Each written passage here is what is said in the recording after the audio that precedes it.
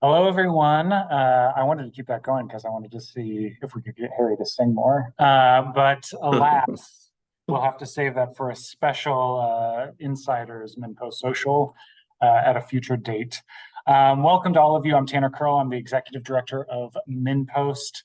We're a nonprofit newsroom that serves Minnesotans with independent journalism as a trusted guide into the critical issues, challenges, and opportunities facing Minnesota. We're really glad to host this MinnPost Social, which is part of a series.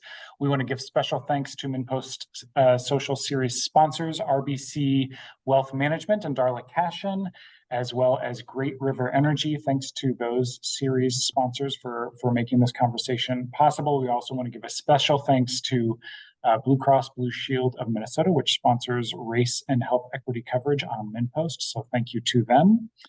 I'll be handing it over to Harry Colbert Jr. and Ava Kian very soon.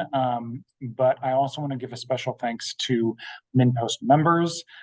Members donate to our nonprofit newsroom at all ranges, and it all adds up to help make our work possible and allow us to make that work accessible to all Minnesotans for free of charge, no paywall. So thank you to them. If you're not a member yet, you can head on over to minnpost.com/support. I also want to give a special shout. We upcoming on September 22nd and 23rd, we have our MinnPost Festival coming up. We've got a wide range of conversations, including a session that Ava is going to be moderating focused on Black maternal health in Minnesota. We'll be making a few more announcements about panelists involved in that conversation coming up soon, but that and many other conversations, including a session with Samantha Bee, a session with Governor Tim Walz, a session on Black entrepreneurship in Minnesota, moderated by Shaletta Brundage, many other conversations. You can see the full lineup and see how you can be a part of it at minnpost.com/festival. So with all of that being said, I am going to hand it over to this event's moderator, MinnPost Managing Editor, Harry Colbert Jr. Harry, take it away. Thanks so much, Tanner. And maybe at festival on the 22nd and 23rd of September, you might hear me sing a little bit more. So that'll be somewhat of an enticement for the viewers.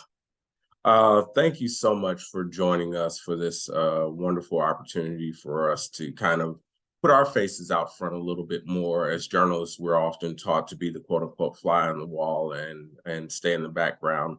But some of the work, most of the work that we do really offers us an opportunity to kind of tell the people who we are and why these stories are so important to us.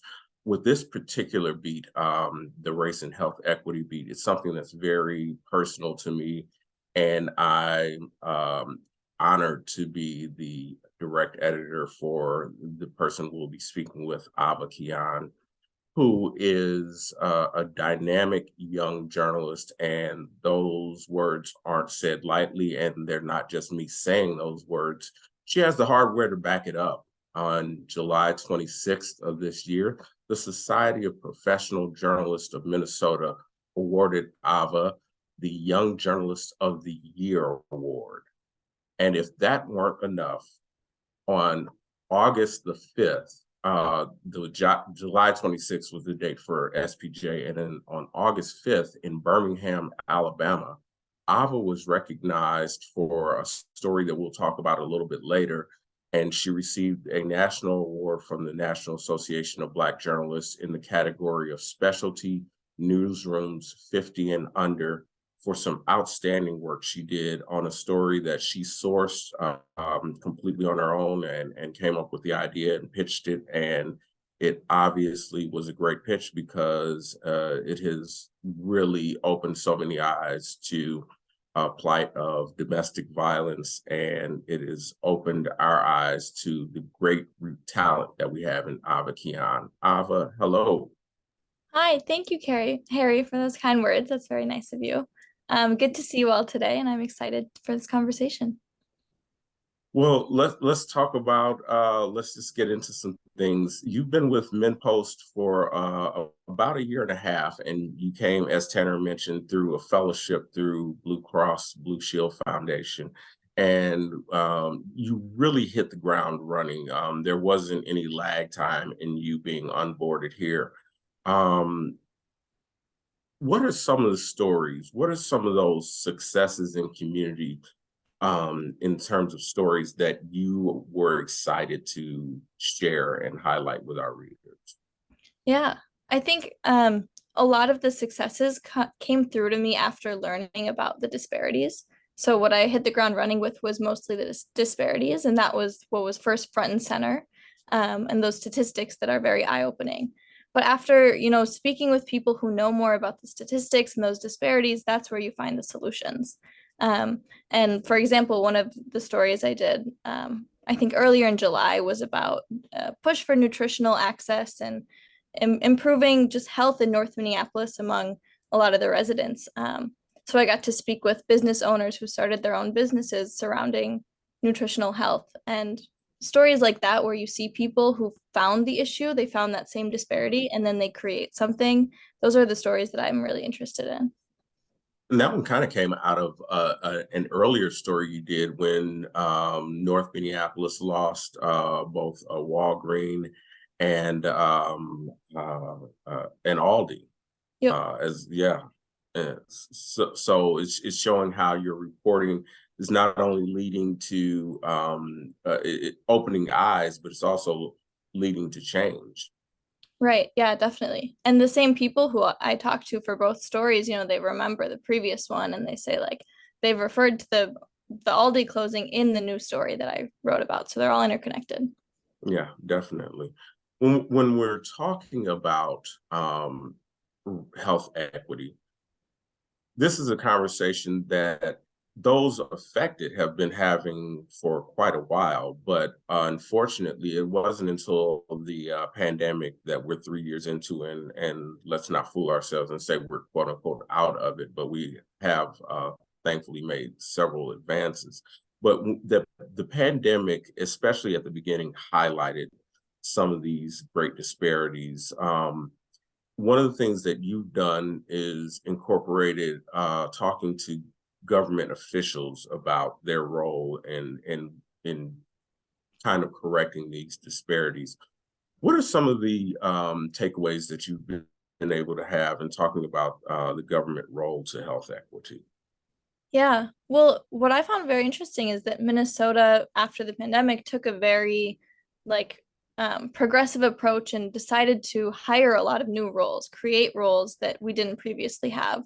One of which is like the health commissioner, Brooke Cunningham. She's taken her new role to a different level and really created a set of goals that Minnesota didn't previously have for equity. And then also just being able to do those stories and have that written on the record of what our state wants to achieve, where we're at right now, and having that written down really makes it so that next year when we look and talk about health outcomes in our state, we have somewhere to base that off of. Are you kind of seeing the results of your reporting in that aspect of government officials sort of looking back at some of the work you've done and kind of saying, hey, we looked at this or now we're looking at this in a different way? Talk a little bit about the impact of your work. Yeah, I think one area where it really shows is the anecdotal stories. So thinking about the story that I did about an undocumented woman whose family members were also undocumented and didn't have health insurance. She shared her story with me, and she was also someone who was sharing her story during the passing of a bill that she really was pushing for, and other advocates. So, having those stories to then for advocates to then go back and say, here was a story, you can learn more about the issue here. That really serves as a point for those advocates to be able to make for future change. Something that I've been really passionate about, and I think that journalism and journalists should be doing more of. A lot of times we get lost in the facts of figures, not lost in the facts, but in the figures, in the data. And sometimes the numbers don't mean as much when you're just being thrown a bunch of statistics. One of the things that you've been really successful at doing is centering voices of the people impacted. And I think that that's what carries the most weight about what you do. Talk about how you go about centering voices of people in community, not just the policymakers and things of that nature. Yeah. So that was something that was much harder at the beginning to do. But once I became more familiar with the beat and learned about the different solutions that people have in place and the different organizations, those organizations serve as a point to then connect with people, because they know the people who are being impacted. And a lot of times those people are open to talking. A lot of the times they're intimidated by the media, or they just want to have a first conversation to learn what I'm working on. And sometimes just asking a person and telling them, hey, I'm interested in your experience, that will make them open up, because they really want the state to have a better understanding of these disparities too. So, a story that comes to mind for that was the Being Black in Minnesota series we did last February. And a woman, Zara was her name, told me that we were talking about environmental pollution and where she grew up, right along I-94 in Rondo. And she told me, I've never really thought about that being a potential pollutant for myself. It just was normal to her. And as I was asking her the questions, she kind of went through that process of realizing how it was embedded in her upbringing. And those, just being able to do that really helps me then center that person in my story, because they're going through that process just by the interview and the process of me writing the story too.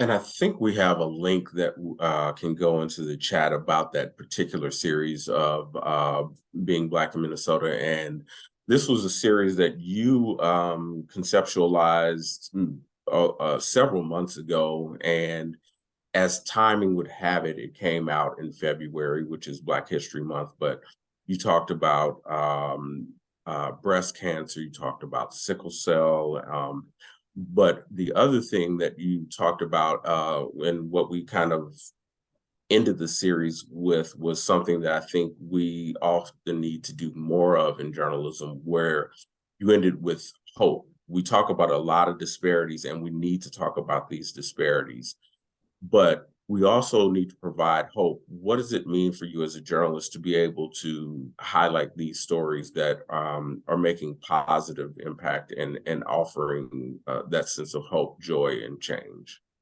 Yeah, that's a great question.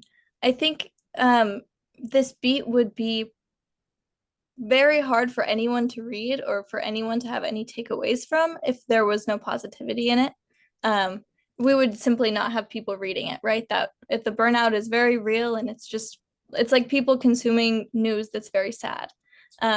So having those solutions and creative people who are coming at this really sad topic, that makes it doable for me to even like continue the work.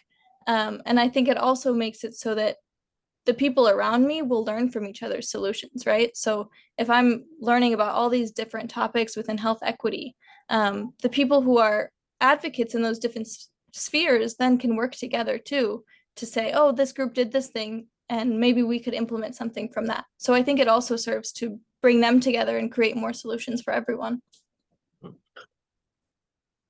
With your beat, emotionally, it's certainly one of the hardest beats that we have. And you talked about how providing the hope offers some solace for you. How do you go about the offering your self-care and making sure that you are whole as a person while still telling these important stories? Yeah. I think I'm lucky that my older sister is in healthcare. She also has a very race and health equity focus. She just got her doctorate and studying women's health. So she wants to help with the maternal health outcomes. And luckily having her is very helpful to talk to about, because she knows what's happening in these issues. Also knowing people who have suffered from these inequities as well. So being able to just have a conversation with someone about what I'm seeing happen, or just debrief on certain experiences where, they're really sad and they're really tragic, and people tell you the things that happen in their lives, but being able to realize that that's not just like, it's not one person who's dealing with that, it's a universal problem. And finding that there are solutions among it is really what helps me. Mhm. One of the stories that you worked on this past month or last month, and it was something that was important to me because I unfortunately encountered several Black women who had dealt with this issue, but this issue of fibroids. And I think we have a link that we can also add to the chat on this. But you interviewed several Black women who have dealt with this issue of fibroids, and how they've had to go through the troubling decision to have hysterectomies and things of that nature. Talk a little bit about that story, what went into it, and what you were able to take out of that. Yeah, the fibroids story was fascinating. So Harry put out a call on his Facebook to find, people who maybe have been impacted by fibroids, and the responses were overwhelming. At least probably like 10 to 15 people commenting or mentioning other people's names. So I reached out to most of them, and everyone was willing to talk about it. There was not a single person who was like, "Oh, I don't feel comfortable discussing this," or it seemed like something that everybody knew was undercovered and they wanted attention brought to it. So I spoke with, I think, 4 different women for that story, and what I learned from it is that everyone's experience was very different. And while race played a role in everyone's experience, it kind of depended on like the types of fibroids that they had and the severity, and their financial ability to be able to either get the surgery or not, and whether they were insured, things like that. But it was just very interesting to learn about an issue that we don't see covered much in media. And then for those people who are dealing with the issue, to be cognizant of that and really intentional about how they speak on it and their involvement with the media, I found that to be very rewarding. Yeah. So one of the things that we're very focused on at MinnPost and being intentional is not just the kind of the daily, oh, let's spit out some news, the happenings. We really want to kind of get under the hood on a lot of things. And there can be stories that maybe other outlets are telling, but we try to find a unique angle or a more in-depth angle. And recently you did something that was very powerful as a storyteller. And I think we also will have a link that we'll put into the chat on this as well. But you did a couple of ride-alongs with a community activist or organizer who's trying to combat the opioid epidemic in the city of Minneapolis. A really great 2-part piece that is up on MinnPost.com. And again, we'll add the link into the chat. But talk a little bit about just like, even how did you even come about saying, hey, I think there's this story out here and I want to ride along at night in Minneapolis with this guy and tell stories of people who are dealing with this addiction? Yeah. So this guy, his name is Howard. He shows up at every, city council meeting. He's very involved in local politics. And for almost a year now, he's been advocating for the city to use their opioid settlement funds in a specific way. He's been observing that hasn't happened, and he was very upset. So when he actually came to a coworker of mine who then referred him to me. But I reached out and I was like, Howard, I want to know what you're frustrated about. Tell me. So he explained his frustrations with the funding and everything that was happening. And I realized I wasn't close enough to the issue, right? Like he was telling me about why it was upsetting, but I couldn't see it. So, he was telling me that he goes 3 to 5 times a week and he's in the community and he's seeing people talking to him and telling him what they need. And I said, could I come with you once? And then he was like, yeah, I go whenever works for you. He was very willing to let me hop into his car. And then, it was a Monday night. Around 9 p.m., I got into this man's car, which my parents were a little bit scared about, but I did it. Understandably. Yep. And then we drove around and he, had made meals for everyone. And as we were talking and driving, he explained to me just how some of the people he sees there, he's seen countless times. Like they know him, there's trust there. And that story really then became, I realized with one ride along, I wouldn't be able to understand the full extent of what he's done and the impact. So then I went again the next week, and we went to some different areas and we talked to other people. But yeah, it was a great experience to really figure out how someone's advocacy is informed. He's not just showing up at meetings for no reason, right? So I was able to see why he was actually there. And I'm really proud of that story. And the people I talked to were truly, I really thank them for being open and honest about their struggles with addiction or, being homeless, and explaining how that's affected them in recovery. That's the part that really struck a chord with me and just truly resonated. You didn't just talk to Howard, you talked to the people, those most impacted. How difficult was that to get out of the car and talk to these individuals who were dealing with the compounded effects of addiction and homelessness, and that kind of just duality there? Mm-hmm. I think the hardest struggle for me personally was not wanting to, like, I felt guilty for wanting to talk to them. I didn't want to invade their space. I knew they have things to do, they're busy, like they don't owe me anything. So I wanted to be very clear that, you have a choice to not talk to me. And as we started talking, it just became more apparent, and this is the even sadder part, I think, that a lot of people just wanted someone to talk to. So to them, it wasn't really important that I was a journalist. They were happy that I was gonna, bring a light to this issue, but they mostly just said, thank you for listening. Like, thank you for even asking me questions about myself. And that really struck a chord too, because I realized, like, the gaps in these health services are people feeling like someone cares. So as a journalist, that's like my first job, is to let someone know they care. And then I let them know that I care enough, and then they trust me back. So that was really eye-opening.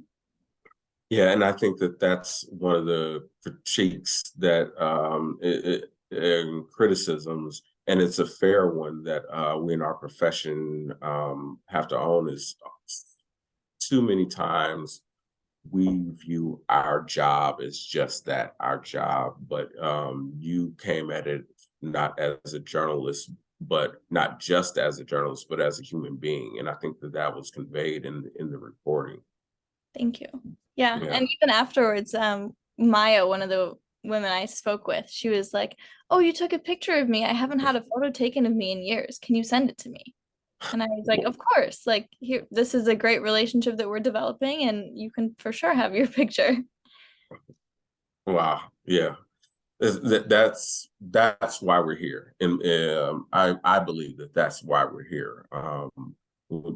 Our job is to make this place a little bit, hopefully a lot bit better than when we found it. And in your reporting, I think you did an excellent job of doing that. So I really appreciate that. Before we get into the audience portion, I do want to highlight the story for which you were honored by the National Association of Black Journalists and also by SPJ. And this is the story dealing with an issue of domestic violence, and a horrific example of domestic violence. We can also put this link in the chat as well. Understanding that the initial photo of this story can be quite jarring, but it's a reality that one woman faced, and you told this person's story. So talk to me about Primrose and Comfort, and that story of abuse and coming out of it. Yeah, both of them are incredible human beings. I first met Comfort working on another story where I heard about her organization. Comfort herself is a survivor, and she started an organization to create culturally competent care. She had kids at the time that she was going through her domestic violence situation, and she found that a lot of the shelters weren't good for family settings. They weren't culturally relevant to her. There were different limitations that made it hard to actually live there and stay for a long period. So she created her own housing situation. And now she houses like 4 or 5 different women all in one house. And everyone gets their own room. They're allowed to bring their children if they need. And it's a very open just model, which she created based off of what she had went through and what was missing. So Comfort then reached out to me a couple months later and told me about a woman who she was sponsoring from South Africa, and she was going to come live with Comfort for a while. So I was interested. I wanted to meet Primrose, who was her name, and when I met Primrose, it was again very eye-opening experience. Primrose is such a positive person. Speaking with her was just uplifting. She shared everything she'd been through, and I didn't even know her at the time, so it was very brave of her to even talk to me. But what really stood out about her story was how thankful of a person she was. Throughout our entire interview, our entire 3 hours talking to each other, she stressed the fact that she still thanks God that she's here, and that the miracle of Comfort finding her and them making this connection and her finding this housing option. She was so thankful. And the whole time, like, I was holding back tears, feeling what she had just explained to me, but she was smiling. She had the biggest grin on her face. And that to me is one of the double-edged sword of, you have this really sad disparity and this thing that's going on, but the people who are going through it still have a lot of hope, and they create solutions for themselves. Yeah.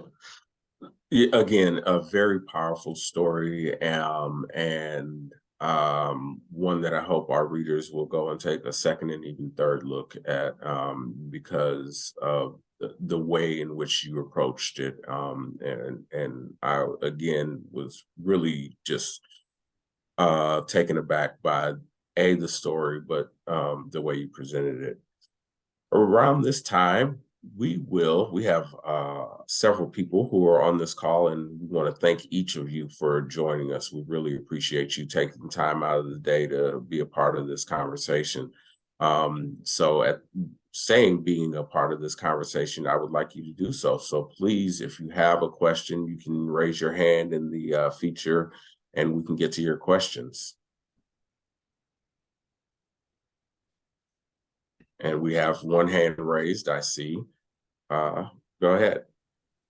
Ava, I think I pitched you last time you did this, but I'm going to do it again. And I'm going to preface this whole thing by saying, you did write about gun violence. Thank you for doing that. I would invite you to do it again, just because obviously it's still an issue.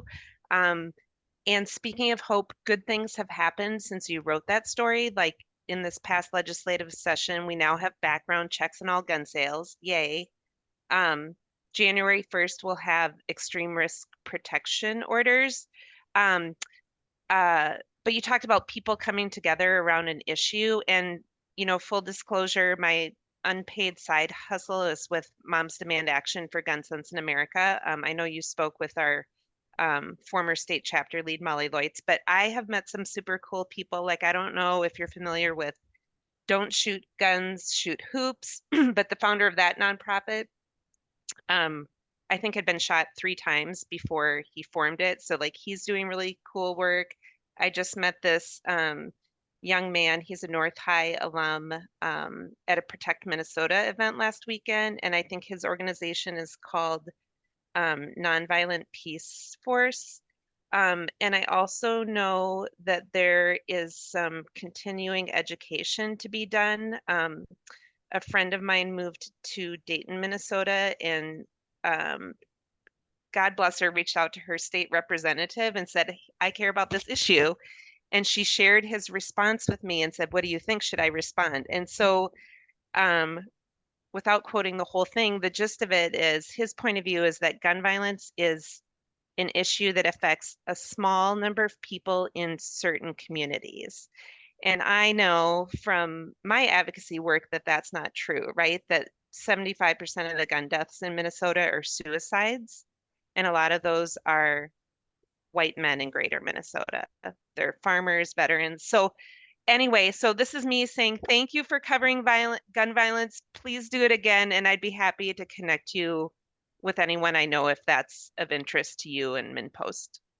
Yeah, I'll definitely reach out to you about that. It's currently I have a tab.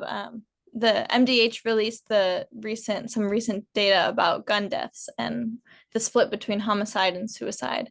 And I was looking for a personal approach to that. So that would be a good avenue to start. Thank you. Yeah, and that's something that you and I have talked about, and Elizabeth Dunbar, our editor-in-chief, we've all talked about in terms of understanding gun violence not as just a public safety issue, but a health equity issue. And one of the things that we've been talking about is how it affects not only those who are direct victims, but indirect victims, whether family members, friends, things of that nature. And quite honestly, the perpetrator themselves, who are both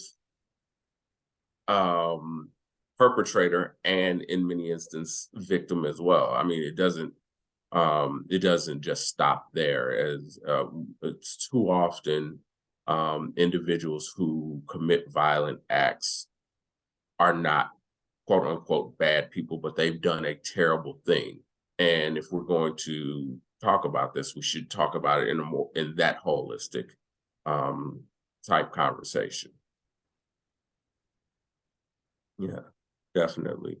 Do we have some other hands raised? I do. Thank you so much for being here and doing this. One of when I think of stories about women's health, and in particular like Black women, and how many Black women are lost during childbirth and what have you. I have a family member and I have two friends who are doulas. And I know how very important in a number of different cultures doulas are, but they can't make a living wage because insurance companies typically won't pay for the services of a doula. But the doulas do such, not only the nurturing and the care, but it's culturally relevant service in so many communities. Have you done a story about the importance of doulas and how that could make a big difference for a lot of women and women's health? Thanks. Yeah. I'm curious, the family members and people you mentioned, what organization are they with? Or are they doulas separate? My family member was doing it independently, but I have my two friends were, I can't remember the organization, but they were working with an organization that contracted doula services.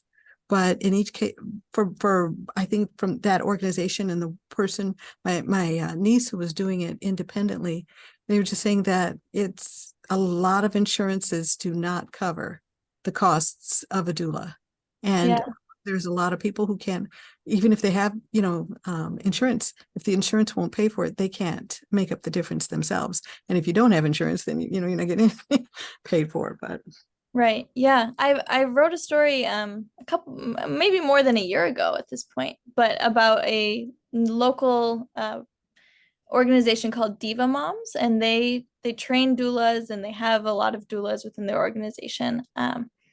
And I talked to some people who both use the doulas and also some of the doulas themselves. But yeah, what I found was, again, similar to what you're saying, not only as an advocate, but also as someone who understands a culture. And there are certain decisions in the doctor's office that are made sometimes when a woman is at her most vulnerable position in her life. And what these women shared with me was that if I didn't have that advocate, like, my child's life could be completely different. So having that person there definitely makes a difference. And I know within the Indigenous community too, maybe insurance wise, it's different, but there are several organizations that are working on that. But it's the pay. It's hard to get people into a profession like that. Yeah, I believe that was one of the earlier stories that you worked on and that you brought to our attention when talking about some of the disparities. Do we have some other hands in the audience? I'm searching.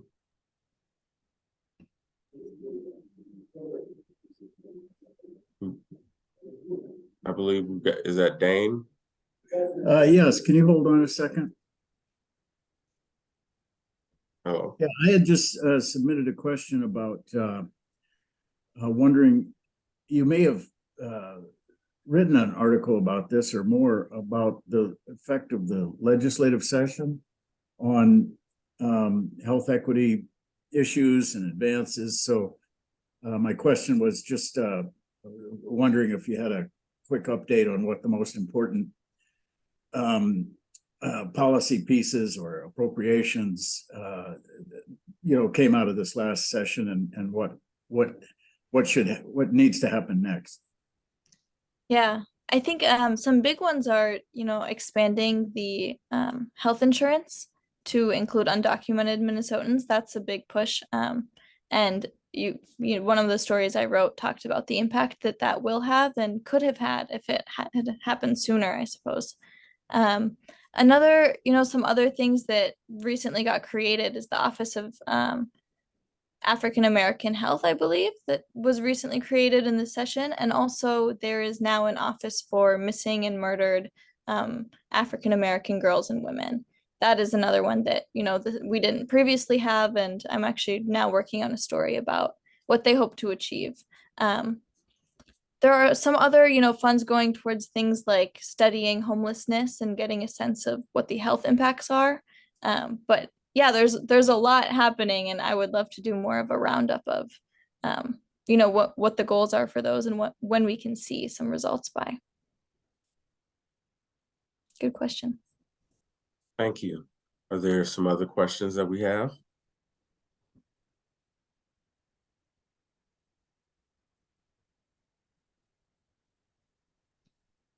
Ava, what are, if in a pie in the sky big picture, what do you hope that your reporting in this beat will mean for Minnesota as a whole? I have a couple of answers to that. One of them is I hope that the people who are experiencing these disparities and inequities don't feel alone. I would hope that it brings, more voices to the table as far as who's experiencing these, and that they, if they can't go to the doctor or, it doesn't feel accessible to them, that they know what these other solutions are and how other people approach the issue. I think too often it's a lack of communication, or just if you don't have a doctor in your family, a lot of health issues just get worse because that access isn't there. So I hope it's a form of access for everyone in Minnesota to be able to learn about these health issues and outcomes. And another one would be to have better health outcomes. I think with more awareness comes just people taking different care of their bodies, people having more opportunities available to them, and maybe changing habits or, policies that are now changing. Like for example, the Minneapolis, I think the entire state passed this. It's like a pollution control way that when companies want permits, they'll need to look at what areas have already high rates of pollution and which areas don't. This didn't previously exist. So with policies like that, you could probably see significant changes in like asthma rates and things like that. So hopefully that would be the impact. And you mentioned pollution, and I'd encourage our viewers and readers to go back and look at one of the stories that you did on what used to be the site of Northern Metals, but there are a ton of industrial businesses along that second Street corridor that were elevating levels of pollution and just general overall trash and offered areas where you could have elevated rodent populations and things of that nature. So if the readers, when you get a chance, we'd love for you to go back and check that story as well. I see another hand raised. Hi, hello. I don't know how I ended up on this call, but here I am. We're glad to have you.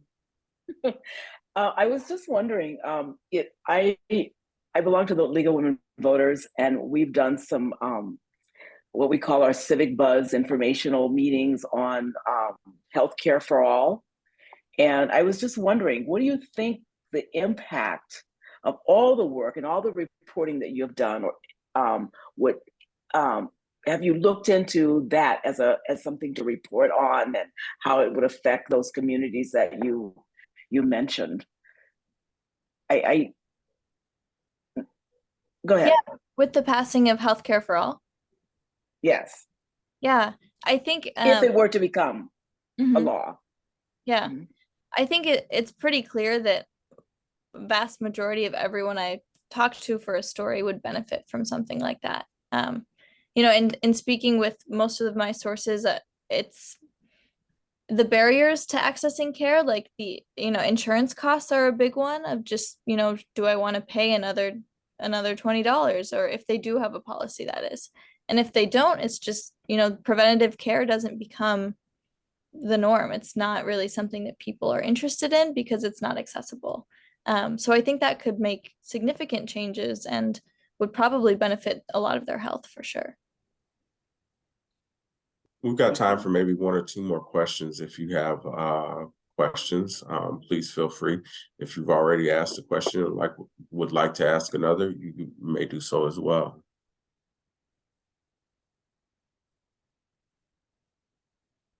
Okay, go ahead.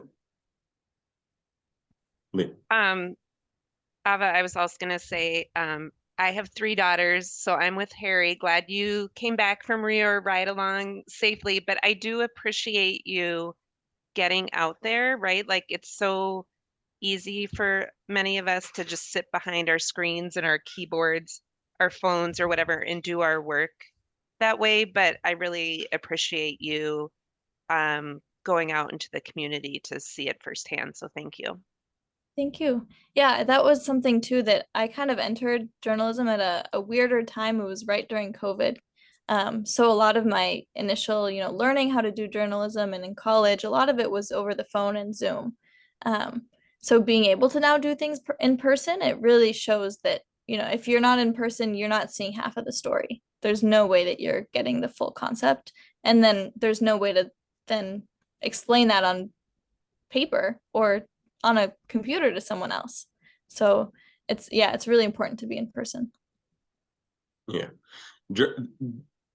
Journalism is about people. To me, it's just, there's no middle ground there. We have to be telling the stories of real people. And the more that we tell these stories of real people, in particular, those who are of quote unquote marginalized communities, that's when we move the needle, and change occurs. And so I'm really an advocate for that, making sure that we can uplift all of our voices for positive change. That's why we're here. That's why I'm here. Ava knows me to use a particular word in particular, and I always say purpose. And that's what I intend to do, is fulfill a purpose in journalism to my community in particular and the greater community as a whole. And that's why I'm so passionate about the work that Ava does and appreciative of the work that Ava does. And we're looking forward to continuing this work. We really, really want to thank everybody for taking time out of their day to be a part of this social. And we're looking forward to seeing you in person in about a month or so at Festival and additional socials, and continue to be a reader and supporter. And with that being said, I think Tanner has a couple of words. Yeah, I just want to, you can clap in your home for Ava and Harry and thank them for not only their insights as part of this conversation, but all of the great work they do in MinnPost's nonprofit newsroom. You can support that work and help make it available to all Minnesotans for free of charge with a tax-deductible donation at minnpost.com/support. I want to thank our series sponsors, Darla Kashian at RBC Wealth Management, Great River Energy. I want to thank our race and health equity coverage sponsors, Blue Cross Blue Shield of Minnesota. And like Harry said, Ava and Harry are both going to be moderating conversations at MinnPost Festival. That's September 22nd and 23rd here in Minneapolis. More details at minnpost.com/festival. With that, thank you again, everybody, for joining us for this conversation. Be well, be safe, and have a good rest of your Wednesday. Thanks, everyone. Sincere thanks. Thanks, everyone.